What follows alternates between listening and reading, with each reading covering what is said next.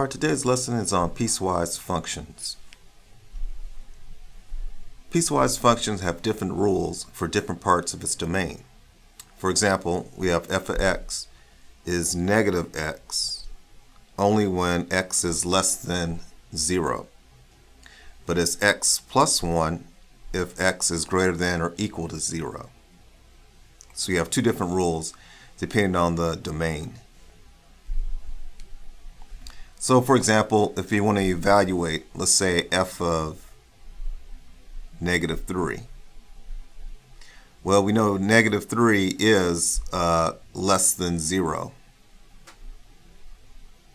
So we're going to use the first rule. So we're going to put negative and then x is negative 3. So that gives us f of negative 3 is going to be positive 3. If I want to find f of negative 0.02, 0.2, again, this is less than 0. So I apply the first rule.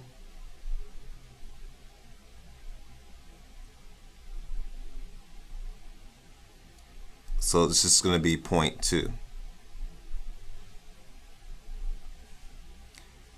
All right, if x is 2, then f of 2, we're going to use the second rule because 2 is greater than 0. So we're going to use, since it applies to this rule of being greater than or equal to 0, we're going to use x plus 1. Since x is 2, we're going to put 2 plus 1. And that gives us 3. All right, if we were to graph that though, notice that I use a open circle for the first f of x equals negative 1. Negative x. F of x equals negative x.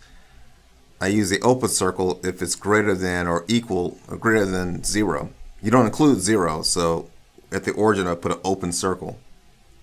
And what I did is I'm graphing y equals negative x. And we know that goes through the origin, but it's going to go in this direction because we're only looking at the values of x that are less than 0. So everything to the left of the y number line, x value is going to be negative. So you're including these points. And likewise, the second rule, x plus 1 if x is less than or equal to 0. Well, notice x plus 1 will be your y-intercept. And I got to put a solid dot, a solid point on that because you're including the y-intercept in this case. But you want all the values of x that are positive. So you look at everything to the right of the y-axis here. So this point here will represent the x plus 1. F of x is x plus 1. And this represents f of x equals negative x.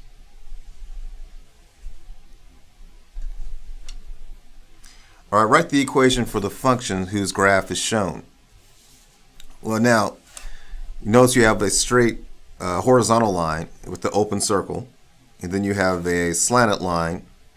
Looks like it's going uphill, but you have a terminal point here with a solid point. So, first thing I do is I count up 3 from the origin, 1, 2, 3. So I know that f of x has to equal 3. That'd be the first line here. Then you have to look at the conditions. And the second one, if you look at the points here, this solid point is negative 1, 1. And you can pick any point on the line to figure out the slope. Let's say this one. That point there is going to be 2, negative 2, 0. And if you get the slope of that, you could say 1 minus 0. And And then you're going to say negative 1 minus negative 2.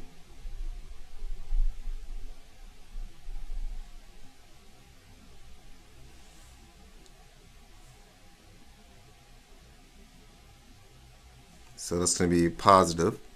So you can get 1 over 1. So you know the slope's going to be 1.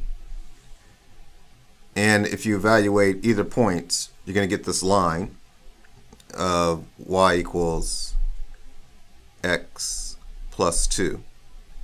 But notice I don't include 2 as one of my points because this graph stops at negative 1, 1. So we have to write some conditions here. So we know that we have 2 rules here. I'm going to write the rules and then we're going to write the conditions. So this is one rule and the other one is going to be this. f(x) equals x plus 2. But now let's look at the conditions. If you look carefully, you have to use strictly greater than or strictly less than. But look at all the points on the x values are going to the right. So it's going to be in the positive direction. So we're going to say f of x equals, we're going to say 3, but only if x is strictly greater than 1. So you're not including negative 1, that is. You're not including negative 1, but you're including the numbers beyond it. And the second part would be x plus 2. But that's if x is less than or equal to negative 1.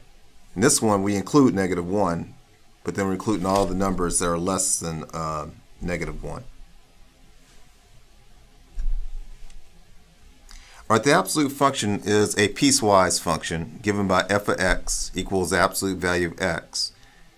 It's going to be x if x is less than or greater than or equal to 0, and negative x if x is less than 0.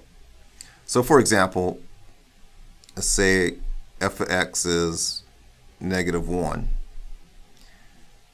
So negative 1 is less than 0, so you're going to apply this rule.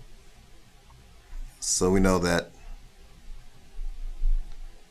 the absolute value of that, you're going to apply the double negative, which is just 1. And of course, the absolute value of a positive is always going to be a positive. When you graph that, you're going to get this.